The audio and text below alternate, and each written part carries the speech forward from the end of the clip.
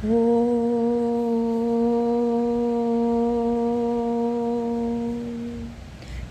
മഹാദേവ്യൈ നമഃ.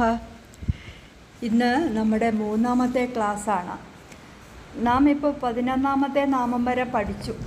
അതായത് കഴിഞ്ഞ ക്ലാസ്സിൽ ദേവിയുടെ 4 തൃക്കൈകളിലുള്ള ആയുധങ്ങളും അവ എന്തിനെല്ലാമാണ് സൂചിപ്പിക്കുന്നതും എന്നെല്ലാം നമ്മൾ പഠിച്ചു.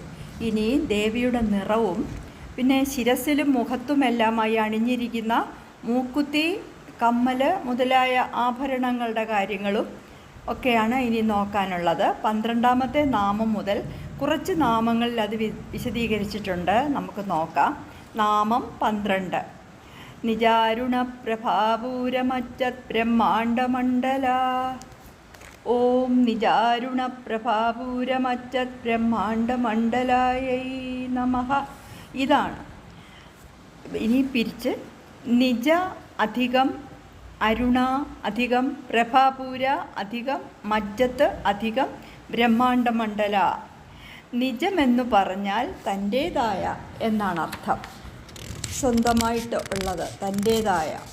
അരുണപ്രഭാപൂരമെന്നു പറഞ്ഞാൽ ചുവന്ന നിറമുള്ള പ്രകാശപ്രവാഹത്തിൽ.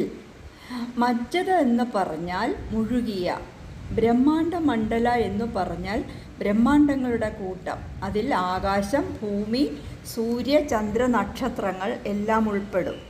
തൻ്റേതായ ചുവന്ന നിറമുള്ള പ്രകാശപ്രവാഹത്തിൽ മുഴുകിയ ബ്രഹ്മാണ്ഡങ്ങളുടെ കൂട്ടത്തോടു കൂടിയവൾ എന്നാണ് ഇതിൻ്റെ അർത്ഥം. തൻ്റേതായ ചുവന്ന നിറമുള്ള പ്രകാശപ്രവാഹത്തിൽ മുഴുകിയ ബ്രഹ്മാണ്ഡങ്ങളുടെ കൂട്ടത്തോടു കൂടിയവൾ എന്നാണ്. തങ്ങളുടെ ശരീരത്തിലെ മാംസം മുറിച്ച് ഹോമിച്ച് ദേവിയുടെ പ്രീതി നേടിയ ആ ഇന്ദ്രാദിദേവന്മാർ ദേവിയെ സ്തുതിച്ചു. ഈ സ്തുതിക്ക് ശ്രീലളിതാസ്തവരാജം എന്നാണ് പറയപ്പെടുന്നത്. അത് പ്രസിദ്ധമാണ്. ഇതിൽ ദേവന്മാർ ഇങ്ങനെ സ്തുതിക്കുന്നുണ്ട്. അത് ഈ നാമവുമായി ബന്ധിപ്പിച്ച് നമുക്ക് പറയാം. ദേവന്മാരുടെ സ്തുതിയിലുള്ള മിക്ക നാമങ്ങളും ലളിതാ സഹസ്രനാമത്തിൽ വന്നിട്ടുണ്ട്. യയാ ധൃതാതു തരണി, യയാ ധൃതാതു ധരണി, യയാകാശാദ്യമേയയാ യസ്യാമുദേതി സവിത തസ്യൈ ദേവ്യൈ നമോ നമഃ. ഇതിൻ്റെ അർത്ഥം എല്ലാത്തിനെയും ധരിക്കുന്നതായ ഭൂമിയെ ധരിക്കുന്നത് ദേവിയാണ്.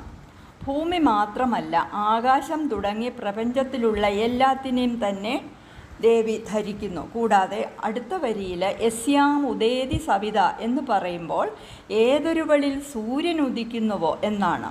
അപ്പോൾ സൂര്യൻ്റെ ഉദയാസ്തമയങ്ങളും ദേവിയിലാണ്. ഗ്രഹങ്ങളും സൂര്യാദികളായ നക്ഷത്രാദികളും ദേവിയിൽ ഉദിക്കുന്നു. സർവബ്രഹ്മാണ്ഡങ്ങളും അതായത് സർവപ്രപഞ്ചങ്ങളും ദേവിയുടെ തൻ്റേതായുള്ള അരുണപ്രഭാപൂരത്തിൽ മുഴുകിയിരിക്കുന്നു. പ്രഭാതവേളയിൽ ദേവിയെ അരുണവർണ്ണത്തിൽ ധ്യാനിക്കുന്നത് ശ്രേയസ്കരമാണെന്ന് ആചാര്യന്മാർ പറയുന്നു. അരുണവർണ്ണം എന്താണ്? അത് സൂര്യോദയത്തിൻ്റെ ആരംഭത്തിൽ, സൂര്യൻ പ്രത്യക്ഷമാകുന്നതിനു മുമ്പ് നമ്മളെല്ലാം ഉദയം നോക്കി നിൽക്കാറുണ്ടല്ലോ. മേഘപാളികളെ പ്രകാശമാനമാക്കിക്കൊണ്ട് കാണപ്പെടുന്ന ശോഭയാണ് ആ അല്പമായി കണ്ടു തുടങ്ങുന്ന പ്രഭാപടലം പടർന്ന് പ്രപഞ്ചമാകെ മുഴുകുന്ന ആ ശോഭയാണ് നമ്മൾ അരുണനിറമെന്ന് പറയുന്നത്. ദേവിയിലെ ക്രിയാശക്തിയുടെ പ്രതീകമാണ് ഇതെന്ന് നമ്മൾ ഇത് നമുക്ക് വ്യാഖ്യാനിക്കാം. ദേവിയുടെ ഭക്തൻ വളരെ വേഗത്തിൽ ഭക്തിപ്രവാഹത്തിൽ മുഴുകുന്നു എന്നും അർത്ഥമാകുന്നു. ഇനി 13ാമത്തെ നാമം നോക്കാം. ചമ്പകാശോകപുന്നാഗ സൗഗന്ധികലസത്കജ. ഓം ചമ്പകാശോകപുന്നാഗ സൗഗന്ധികലസത്കജായൈ നമഃ. ചമ്പക അധികം, അശോക അധികം, പുന്നാഗ അധികം, സൗഗന്ധികലസത്ത് അധികം കജ. അർത്ഥം: ചമ്പകം, അശോകം, പുന്നാഗം, സൗഗന്ധികം എന്നീ പുഷ്പങ്ങൾ കൊണ്ട് ശോഭിക്കുന്ന തലമുടിയോടുകൂടിയവൾ. ലസത്ത് എന്ന് പറഞ്ഞാൽ ശോഭിക്കുന്ന, കജമെന്ന് പറഞ്ഞാൽ തലമുടി. അപ്പോൾ ചമ്പകം, അശോകം, പുന്നാഗം, സൗഗന്ധിക എന്നീ പുഷ്പങ്ങൾ കൊണ്ട് ശോഭിക്കുന്ന തലമുടിയോട് കൂടിയവൾ എന്നാണ് ഈ നാമത്തിൻ്റെ അർത്ഥം. ദേവിയെ ധ്യാനിക്കുമ്പോൾ രണ്ടു വിധത്തിലും ധ്യാനിക്കാം, കേശാദിപാദമായും പാദാദികേശമായും. എന്നാൽ മിക്ക സ്തോത്രങ്ങളിലും ദേവിയെ കേശാദിപാദ ക്രമത്തിലാണ് വർണ്ണിച്ചും സ്തുതിച്ചും കാണുന്നത്. ചിദഗ്നികുണ്ഡത്തിൽ നിന്നുണ്ടായ ദേവിയുടെ സ്ഥൂല രൂപത്തിൽ ശിരസ്സാണ് ആദ്യമായി രൂപം കൊണ്ടത്. നമ്മളതൊക്കെ മനസ്സിലാക്കിയതാണ്. അപ്രകാരം കേശാദിപാദക്രമത്തിൽ ആണ് സ്തുതിക്കേണ്ടതെന്നും പറയപ്പെടുന്നു. ലളിതാ സഹസ്രനാമത്തിലെ നാമങ്ങളെല്ലാം തന്നെ മന്ത്രങ്ങളാണ്. ഓരോ അക്ഷരത്തിനും നാമത്തിനും മന്ത്രപരമായും തന്ത്രപരമായും അർത്ഥമുണ്ട്. ദേവിയുടെ ശരീരം തന്നെ മന്ത്രമാണ്. അതിന് നമ്മൾ പഞ്ചദശാക്ഷരി മന്ത്രമെന്നാണ് പറയുന്നത്. അതിന് 15 അക്ഷരങ്ങളുണ്ട്. അത് 3 ഭാഗങ്ങളായിട്ടാണ് ക്രമപ്പെടുത്തിയിരിക്കുന്നത്. അതിനെ 3 കൂടങ്ങളെന്ന് നമ്മൾ പറയും. ആദ്യത്തെ 5 അക്ഷരങ്ങൾ വാഗ്ഭവകൂടം, പിന്നെയുള്ള 6 അക്ഷരങ്ങൾ മധ്യകൂടം, അവസാനത്തെ 4 അക്ഷരങ്ങൾ ശക്തികൂടം. ദേവിയുടെ ശിരസ്, മുഖം എന്നിവ വാഗ്ഭവകൂടമാണ്. കഴുത്തു മുതൽ കടിപ്രദേശം വരെ മധ്യകൂടം, കടിപ്രദേശം മുതൽ പാദം വരെയുള്ള ഭാഗം ശക്തികൂടം. ഈ 3 ഭാഗങ്ങളിൽ വാഗ്ഭവകൂടം പഞ്ചദശാക്ഷരി മന്ത്രത്തിൻ്റെ തുടക്കത്തിലായതിനാൽ ശിരസ് തുടങ്ങി ദേവിയെ വർണ്ണിക്കുന്നുവെന്ന് ആചാര്യന്മാർ പറയുന്നു. അതുകൊണ്ടാണ് ദേവിയുടെ വർണ്ണന ശിരസും മുഖവും തുടങ്ങി ലളിതാ സഹസ്രനാമത്തിലും കാണുന്നത്. ഇവിടെ ഈ നാമത്തിൽ ദേവിയുടെ മുടിയിൽ ചൂടിയിരിക്കുന്ന പൂക്കളെക്കുറിച്ചാണ് പറയുന്നത്. ചമ്പകം, അശോകം, പുന്നാകം, സൗഗന്ധികം തുടങ്ങിയ പൂക്കളാണ് ദേവി ചൂടിയിരിക്കുന്നത്. പുന്നാകത്തിന് പുന്നയുടെ പൂവെന്നും വെളുത്ത ആമ്പലെന്നും നാമങ്ങളുണ്ട്. ദേവിയുടെ മുടിക്ക് സുഗന്ധമാണ്. അത് നൈസർഗികമാണ്. പൂക്കൾ വെറുതെ അലങ്കാരത്തിനു വേണ്ടി മാത്രമാണ് വച്ചിരിക്കുന്നതെന്ന് പറയപ്പെടുന്നു. പൂക്കൾക്ക് ദേവിയുടെ മുടിയിൽ നിന്നും സുഗന്ധം ലഭിക്കുന്നു. അങ്ങനെയാണ് പണ്ഡിതന്മാർ വ്യാഖ്യാനിച്ചിരിക്കുന്നത്. ദേവിക്ക് പൂക്കളിൽ നിന്നും സുഗന്ധം ലഭിക്കുന്നില്ല. കാരണം അതിലുപരി സുഗന്ധം ദേവിയുടെ മുടിക്കാണ്. അതുകൊണ്ട് ആ സുഗന്ധം അനുഭവിക്കുന്നത് പൂക്കളാണെന്നും പറയപ്പെടുന്നു. ഇനി നമുക്ക് 14ാമത്തെ നാമം നോക്കാം. കുരുവിന്ദമണി ശ്രേണീ കനത്കോടീരമണ്ഡിത. ഓം കുരുവിന്ദമണി ശ്രേണീ കനത്കോടീരമണ്ഡിതായൈ നമഃ. ഇനി ഇതൊന്ന് പിരിച്ചു പറയാം. കുരുവിന്ദമണി അധികം ശ്രേണി അധികം കനത്ത് അധികം കോടീര അധികം മണ്ഡിത. ഇനി ഇതിൻ്റെ അർത്ഥം നോക്കാം. കുരുവിന്ദമണി എന്ന് പറഞ്ഞാൽ പത്മരാഗം എന്ന രത്നമാണ്. ശ്രേണി എന്ന് പറയുമ്പം നിര അല്ലെങ്കിൽ പങ്ക്തി. കനത്ത് എന്ന് പറയുമ്പം ശോഭിക്കുന്ന. കോടീര എന്ന് പറഞ്ഞാൽ കിരീടം. മണ്ഡിത എന്ന് പറഞ്ഞാൽ അലങ്കരിക്കപ്പെട്ടവൾ.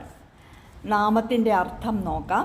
കുരുവിന്ദ മണികളുടെ, അതായത് പത്മരാഗം എന്ന രത്നത്തിൻ്റെ പങ്ക്തി, അതായത് നിര കൊണ്ട് ശോഭിക്കുന്ന അല്ലെങ്കിൽ തിളങ്ങുന്ന കിരീടത്താൽ അലങ്കരിക്കപ്പെട്ടവൾ. കുരുവിന്ദം പത്മരാഗം എന്ന രത്നമാണ്. ഓരോ രത്നത്തിനും ധരിക്കുന്നവർക്ക് നന്മയോ ദോഷമോ വരുമെന്നാണ് വിശ്വാസം.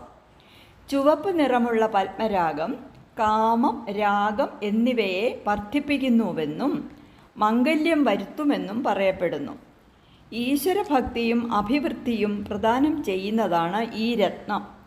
ഈ രത്നങ്ങൾ കൊണ്ട് അലങ്കരിക്കപ്പെട്ടിരിക്കുന്ന കിരീടം ധരിക്കുന്ന ദേവിയെ ധ്യാനിക്കുന്നത് ശ്രീഹരിയോടുള്ള ഭക്തിയും അതുമൂലം ഐശ്വര്യങ്ങളും ലഭിക്കുന്നു. ഇവിടെ പരാശക്തിയുടെ പതി ശ്രീപരമേശ്വരനാണെന്ന് നമുക്കറിയാം. പക്ഷേ ഇത് ഭജിച്ചാൽ ശ്രീഹരിയോടുള്ള ഭക്തിയാണ് നമ്മൾക്ക് കൂടുന്നത്. അപ്പം നമുക്ക് സർവ്വ ഐശ്വര്യം എങ്ങനെ കിട്ടുന്നു? മഹാലക്ഷ്മി ശ്രീഹരിയുടെ നെഞ്ചിലല്ലേ.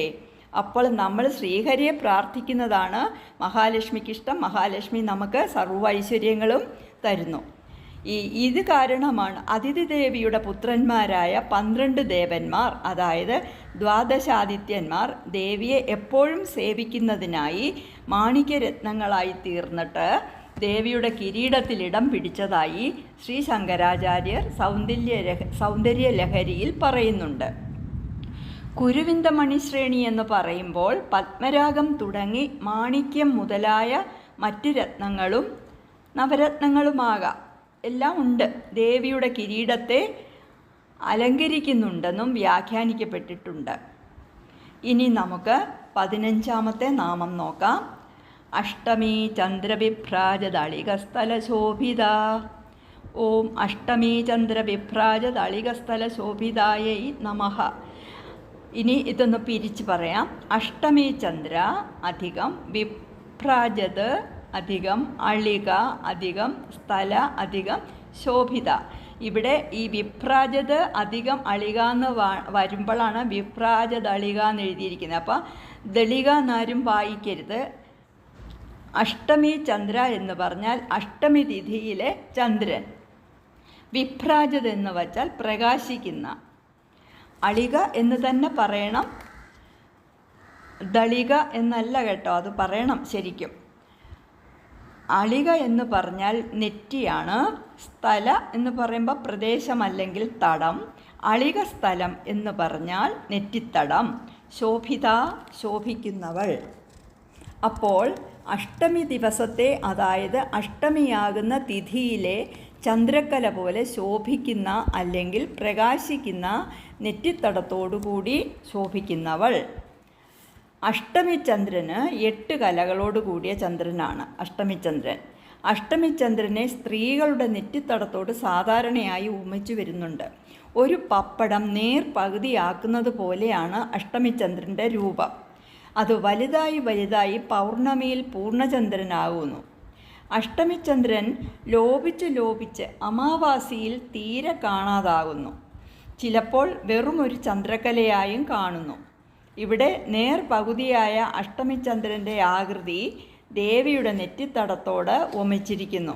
ദേവിയുടെ നെറ്റിത്തടത്തെക്കുറിച്ച് ശ്രീ ശങ്കരാചാര്യർ സൗന്ദര്യലഹരിയിൽ 46ാമത്തെ ശ്ലോകത്തിൽ വർണ്ണിച്ചിട്ടുണ്ട്. ദേവിയുടെ കിരീടത്തിൽ ഒരു ചന്ദ്രക്കലയുണ്ട്.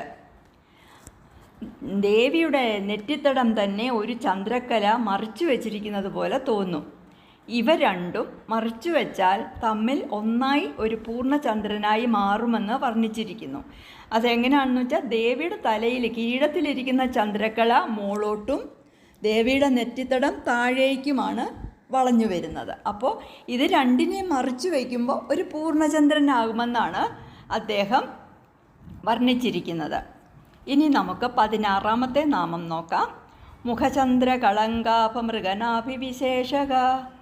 ഓം മുഖചന്ദ്രകളങ്കാഭമൃഗനാഭിവിശേഷകായൈ നമഃ.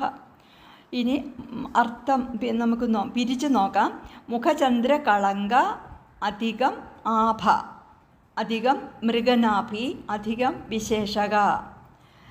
അത് മുഖചന്ദ്രകളങ്ക എന്ന് വച്ചാൽ മുഖമാകുന്ന ചന്ദ്രനിലുള്ള കളങ്കം പോലെ. ആഭ ശോഭ. മൃഗനാഭി എന്ന് വച്ചാൽ കസ്തൂരി. വിശേഷക എന്ന് പറഞ്ഞാൽ തിലകം. ഈ നാമത്തിൻ്റെ അർത്ഥം എന്താണെന്ന് വെച്ചാൽ മുഖമാകുന്ന ചന്ദ്രനിലെ കളങ്കം പോലെ ശോഭിക്കുന്ന കസ്തൂരി കൊണ്ടുള്ള തിലകം ചാർത്തിയിട്ടുള്ളവൾ. ഇവിടെ ചന്ദ്രനുമായിട്ട് മുഖം ഉപമിച്ചിട്ടുണ്ട്. പൊട്ട് ദേവി തൊട്ടിരിക്കുന്ന തിലകത്തിനെ ചന്ദ്രനിലെ കളങ്കത്തിനോട് ഉപമിച്ചിരിക്കുകയാണ്. ദേവിയുടെ സൗന്ദര്യത്തിൻ്റെ ആധിക്യം വർണ്ണിക്കാനായിട്ടാണ് ദേവിയുടെ മുഖത്തെ ചന്ദ്രനായിട്ട് ഉപമിച്ചിരിക്കുന്നത്. ദേവിയുടെ നെറ്റിയിലെ കസ്തൂരി തിലകത്തെ ചന്ദ്രനിലെ കളങ്കവുമായിട്ട് ഉപമിച്ചിരിക്കുന്നു. മുഖം പൊട്ടിനു ഭംഗി കൂട്ടുന്നു എന്നാണ് ഇതിൻ്റെ വ്യംഗ്യാർത്ഥം. അല്ലാതെ പൊട്ട് ദേവിയുടെ മുഖത്തിന് ഭംഗി കൂട്ടുന്നു എന്നല്ല. ചന്ദ്രനിലെ കളങ്കത്തിന് ഭംഗി ഉണ്ടാകുന്നത് ചന്ദ്രൻ്റെ പ്രകാശത്താലാണ്. ചന്ദ്രനിലെ കളങ്കമല്ലെങ്കിൽ ചന്ദ്രനിൽ നാം കാണുന്ന ആ പാട് മുയലാണെന്നും മാനാണെന്നും കവിസങ്കല്പമുണ്ട്. ആ പാട് നമ്മൾ കാണുന്നതും അത് ശോഭിക്കുന്നതും ചന്ദ്രൻ്റെ പ്രകാശത്താലാണ്. അതുപോലെ കസ്തൂരിപ്പൊട്ടുകൊണ്ട് മുഖത്തിനല്ല ഭംഗി കൂടുന്നത്, മറിച്ച് ദേവിയുടെ മുഖത്തിൻ്റെ കാന്തി കൊണ്ട് അല്ലെങ്കിൽ ശോഭ കാരണം മുഖത്തിരിക്കുന്ന പൊട്ടിനാണ് ഭംഗിയുണ്ടാകുന്നത്. ആ കസ്തൂരി തുലകം അത്ര ഭംഗിയായിട്ട് വരുന്നത്. നമ്മൾ ആ ധ്യാനത്തിൽ പഠിച്ചില്ലേ, അവിടെ വണ്ട് വന്ന് പറ്റി പിടിച്ചിരിക്കുന്നത്. അത് ദേവിയുടെ സൗന്ദര്യാധിക്യം കൊണ്ടാണ്. വദനസ്മരമാംഗല്യ ഗൃഹതോരണ ചില്ലിക, ഇതാണ് നമ്മുടെ 17ാമത്തെ നാമം. ഓം വദനസ്മരമാംഗല്യ ഗൃഹതോരണ ചില്ലികായൈ നമഃ.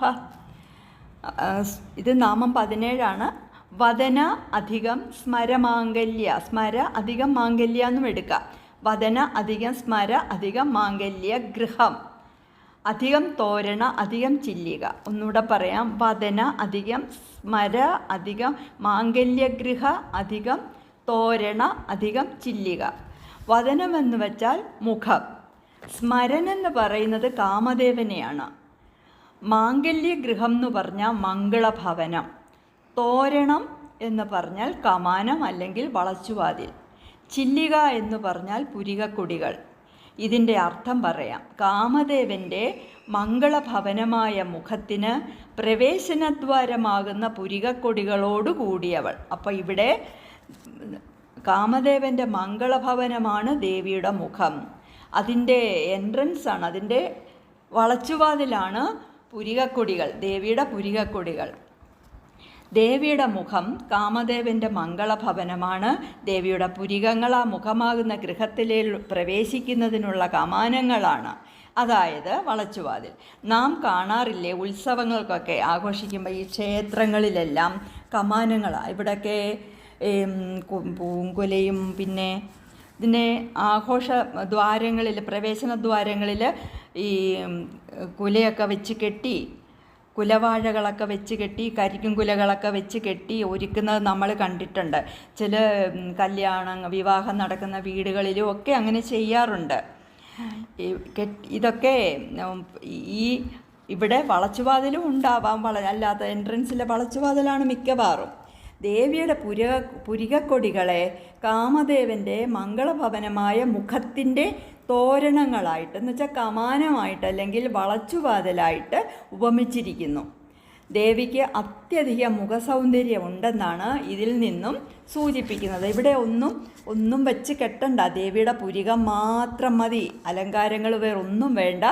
അത് തന്നെ അതിഭയങ്കര സൗന്ദര്യമാണ് ദേവിക്കെന്നുള്ളതാണ് വിളിച്ചോതുന്നതെന്നാണ് ഗ്രന്ഥങ്ങൾ പറയുന്നത്. നമ്മുടെ എല്ലാ ആഗ്രഹങ്ങളും ദേവിയുടെ തിരുമുഖം ദർശിച്ചാൽ സാധിക്കുമെന്നും ഇതിൽ സൂചനയുണ്ട്.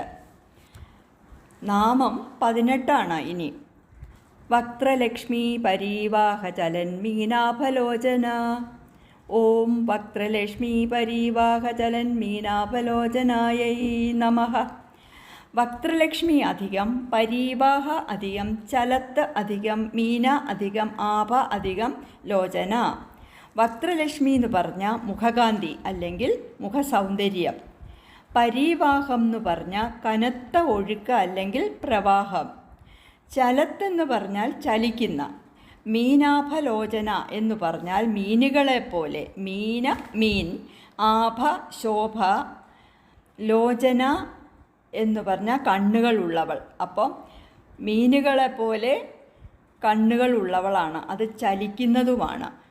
അപ്പം മീനാഭലോചന എന്ന് പറഞ്ഞാൽ ചലിക്കുന്ന മീനുകളെപ്പോലെ കണ്ണുകളുള്ളവൾ, ശോഭിക്കുന്ന കണ്ണുകളുള്ളവൾ, മീനുകളുടെ ആകൃതിയും ശോഭയുമുള്ള കണ്ണുകളോട് കൂടിയവൾ എന്നും പറയാം.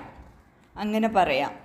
ദേവിയുടെ മുഖത്തിൻ്റെ അല്ലെങ്കിൽ കാന്തിയുടെ അല്ലെങ്കിൽ സൗന്ദര്യത്തിൻ്റെ ഒഴുക്കിൽ ഓടിക്കളിക്കുന്ന മീനുകളെപ്പോലെ ശോഭിക്കുന്ന കണ്ണുകളുള്ളവൾ. അപ്പോൾ ദേവിയുടെ കണ്ണ് ഈ ദേവിയുടെ സൗന്ദര്യത്തിൻ്റെ ഓളങ്ങളിൽ, ദേവിയുടെ മുഖസൗന്ദര്യത്തിൻ്റെ ഓളങ്ങളിൽ ഈ കണ്ണുകളിൽ ഓടിക്കളിക്കുകയാണ്.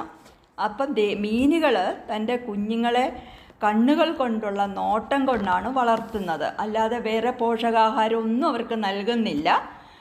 അപ്പം അമ്മ മീൻ എന്താ ചെയ്യുന്നത്? കണ്ണുകൾ കൊണ്ട് എപ്പോഴും നോക്കിക്കൊണ്ടിരിക്കും.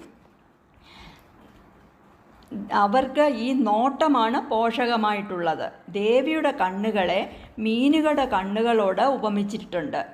അവ എപ്പോഴും ചലിച്ചുകൊണ്ടിരിക്കും. ദേവി തൻ്റെ ഭക്തരെ ഇടതടവില്ലാതെ നോക്കുന്നുണ്ട്.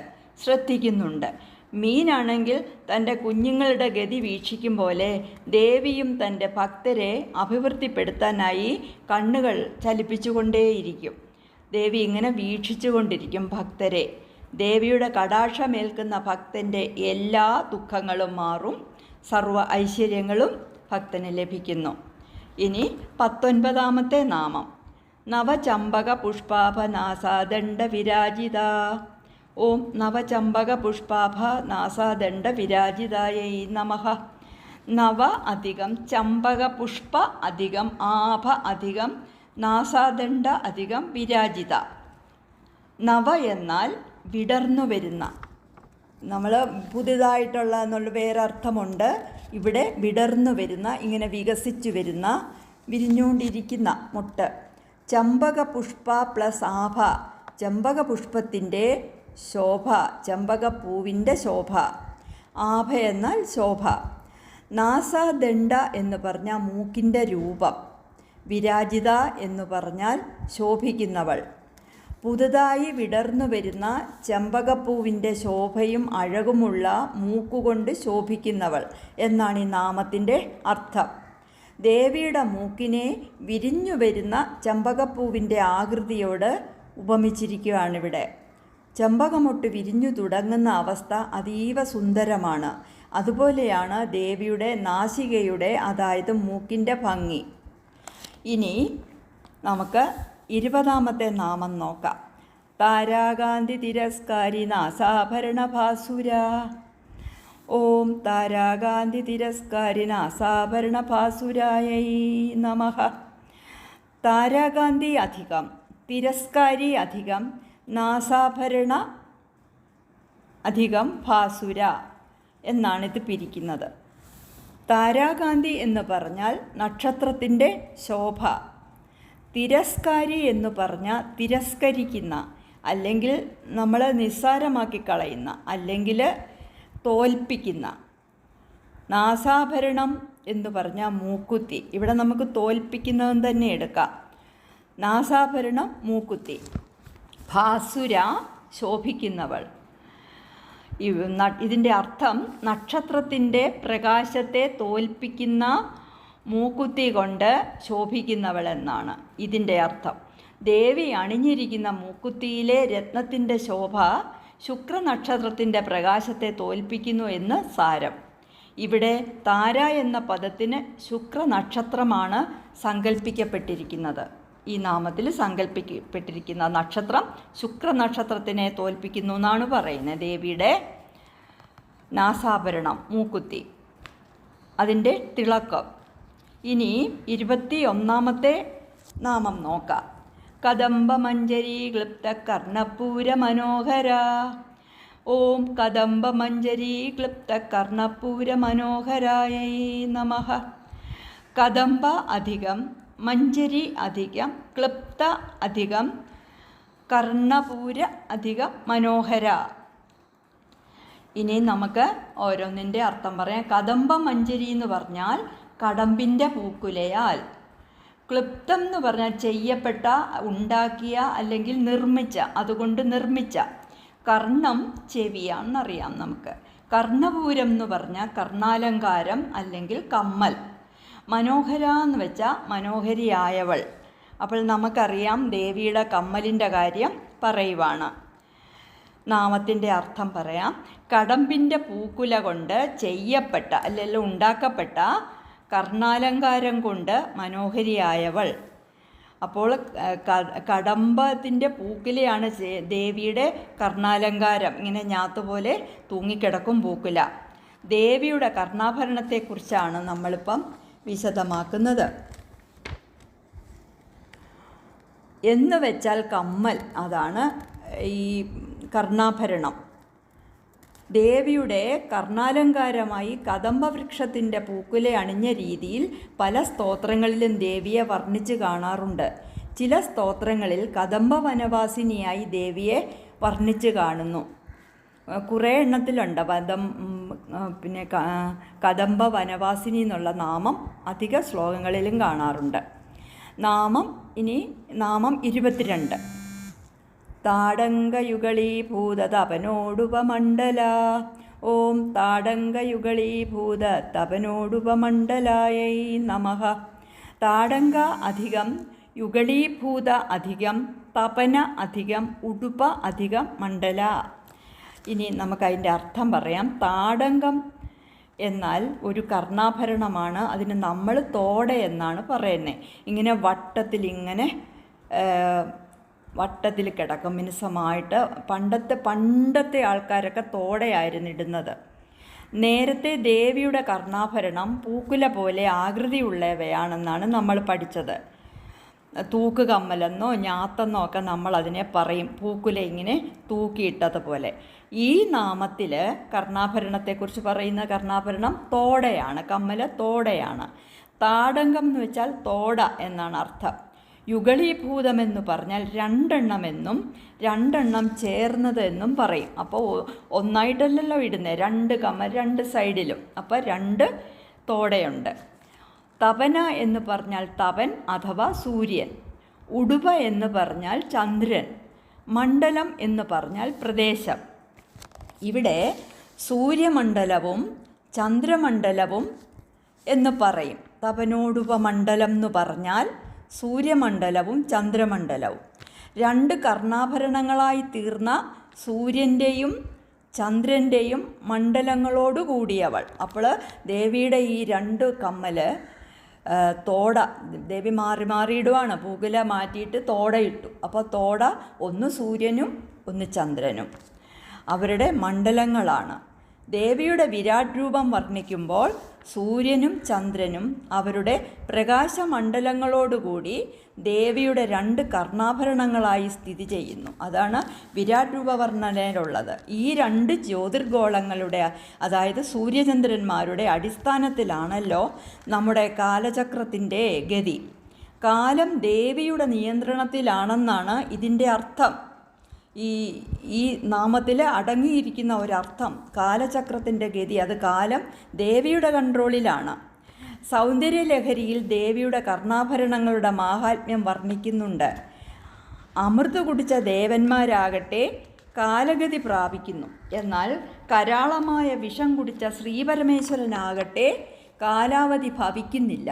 കാരണം അമ്മയുടെ സൂര്യചന്ദ്ര സ്വരൂപമായ താടങ്കങ്ങളുടെ മഹിമയാണ്, ഈ തോടയുടെ മഹിമയാണ്. അമ്മയുടെ കാതുകളിൽ രണ്ട് കാതിലും കിടക്കുന്ന രണ്ട് സൂര്യചന്ദ്ര തോടകൾ ആയിട്ട് സങ്കല്പിച്ചിരിക്കുന്ന സൂര്യചന്ദ്രന്മാർ. അതിൻ്റെ മഹിമ കൊണ്ടാണ് ഈ കാലചക്രം അമ്മയ്ക്കിഷ്ടമുള്ളിടത്ത് ഭവിക്കാത്തത്. കർണാഭരണമായ തോട എന്ന കമ്മലാണ് താടങ്കം. കാലചക്രം നിയന്ത്രിക്കുന്ന സൂര്യചന്ദ്രന്മാർ ദേവിയുടെ താടങ്ക രൂപത്തിൽ സ്ഥിതി ചെയ്യുന്നതിനാൽ കാലമെന്നത് ദേവിയുടെ ഇച്ഛയ്ക്ക് അധീനമാണെന്ന് ലളിതോപാഖ്യാനത്തിലും പറയുന്നുണ്ട്. ഇനി 23-ാമത്തെ നാമം. പത്മരാഗശിലാദർശ പരിഭാവിക പോലെ ഭൂ. ഓം പത്മരാഗശിലാദർശ പരിഭാവിക പോലെ ഭൂവൈ നമഃ. പത്മരാഗ അധികം ശില അധികം ആദർശ, അല്ലാതെ ശിലാദർശ എന്ന് പറയരുത്. ശിലാദർശ അധികം പരിഭാവി അധികം കപോലഭൂ. ഇനി അർത്ഥം നോക്കാം. പത്മരാഗം എന്ന് പറഞ്ഞാൽ പത്മരാഗം എന്ന രത്നത്തിൻ്റെ ശില കല്ല്, ആദർശ എന്ന് പറഞ്ഞാൽ കണ്ണാടി, ശിലാദർശ എന്ന് പറഞ്ഞാൽ കല്ലിനാൽ ഉണ്ടാക്കിയ കണ്ണാടി, കല്ലുകൊണ്ട് തീർത്ത കണ്ണാടി. പരിഭാവി എന്ന് പറഞ്ഞാൽ പരാജയപ്പെടുന്ന, കപോലഭൂ എന്ന് പറഞ്ഞാൽ കവിൾത്തടങ്ങളോട് കൂടിയവൾ. ദേവിയുടെ കവിൾത്തടങ്ങളുടെ മിനുസവും ഭംഗിയുമാണ് ഈ നാമത്തിൽ വർണ്ണിച്ചിരിക്കുന്നത്. അപ്പം നാസികയും കർണങ്ങളും ഒക്കെ കഴിഞ്ഞു, നെറ്റി കഴിഞ്ഞു. ഇപ്പം ദേവിയുടെ കവിൾത്തടത്തെക്കുറിച്ചാണ് പറയുന്നത്. ഇതിൻ്റെ അർത്ഥം ഇപ്രകാരമാണ്: പത്മരാഗക്കല്ലുകൊണ്ട് നിർമ്മിച്ച കണ്ണാടിയെ തോൽപ്പിക്കുന്ന കവിൾത്തടങ്ങളോട് കൂടിയവൾ. അപ്പം പത്മരാഗക്കല്ലുകൊണ്ടാണ് കണ്ണാടി ഉണ്ടാക്കി അതിനെ തോൽപ്പിക്കും. ഇതിൻ്റെ ഭംഗി, അതിനെ മിനുസം, മാർദ്ദവും മിനുസും എല്ലാം ദേവിയുടെ മുഖത്തിനാണ് കൂടുതൽ, കവിളുകൾക്കാണ് കൂടുതൽ. അത് ദേവിയുടെ കവിള് ഈ കണ്ണാടിയെ, പത്മരാഗക്കല്ലുകൊണ്ടുള്ള ഈ കണ്ണാടിയെ തോൽപ്പിക്കുകയാണ്. ദേവിയുടെ കവിൾത്തടങ്ങളുടെ മനോഹാരിത പത്മരാഗം എന്ന രത്നക്കല്ല് കൊണ്ടുണ്ടാക്കിയ കണ്ണാടിയുടെ ഭംഗിയെപ്പോലും തോൽപ്പിക്കുന്നതാണ്. നവരത്നങ്ങളിൽ പത്മരാഗത്തിനോട് ഉപമിച്ചതിനാൽ സൗന്ദര്യവും പ്രഭാതിശയവും സൂചിപ്പിക്കുന്നു. താമര ഇതളിൻ്റെ ഉൾഭാഗത്തുള്ള ഇളം നിറത്തിൻ്റെ ശോഭയാണ് പത്മരാഗത്തിന്. അതുപോലെയുള്ള നിറവും മാർദ്ദവവും കൊണ്ട് കണ്ണാടി മാർദ്ദവും കൊണ്ട് ഈ കണ്ണാടി പോലെ പ്രതിഫലന ശേഷിയുള്ള മിന്നിത്തിളങ്ങുന്ന കവിൾത്തടങ്ങളാണ് ദേവിക്കുള്ളത്. അപ്പോൾ ദേവിയുടെ കവിളിൽ സത്യം ഇവിടെ വിവരിച്ചിട്ടുണ്ട്. ഈ ദേവിയുടെ ഈ സൂര്യചന്ദ്രന്മാരായ ഈ തോടകൾ ദേവിയുടെ കവിൾത്തടത്തിൽ ഇങ്ങനെ പ്രതിഫലിക്കുന്നുണ്ട്. സൗന്ദര്യലഹരിയിൽ ശ്രീ ശങ്കരാചാര്യർ വളരെ വ്യക്തമായി ദേവിയുടെ മനോഹരമായ കവിൾത്തടങ്ങളെ വർണ്ണിച്ചിട്ടുണ്ട്. സ്ഫുരത് ഗണ്ഡാഭോഗ പ്രതിഫലിത താടങ്കയുഗളം ചതുചക്രം മന്യേ തവ മുഖമിതം മന്മഥരഥം. ദേവിയുടെ 2 തോടകളും ദേവിയുടെ കവിൾത്തടങ്ങളിൽ ഇങ്ങനെ പ്രതിഫലിക്കുകയാണ്, അതങ്ങ് വെട്ടിത്തിളങ്ങുകയാണ്. ഇനിയുമുള്ള നാമങ്ങളുടെ അർത്ഥവും മറ്റും അടുത്ത ക്ലാസ്സിൽ നമുക്ക് നോക്കാം. ഇനി അടുത്ത ക്ലാസ് 19-ാം തീയതിയാണ്. എല്ലാ നന്മകൾ നേരുന്നു. അതോടൊപ്പം എല്ലാവർക്കും എൻ്റെ ഹൃദയം നിറഞ്ഞ വിഷു ആശംസകൾ. ഓം ശ്രീ മഹാദേവ്യൈ നമഃ.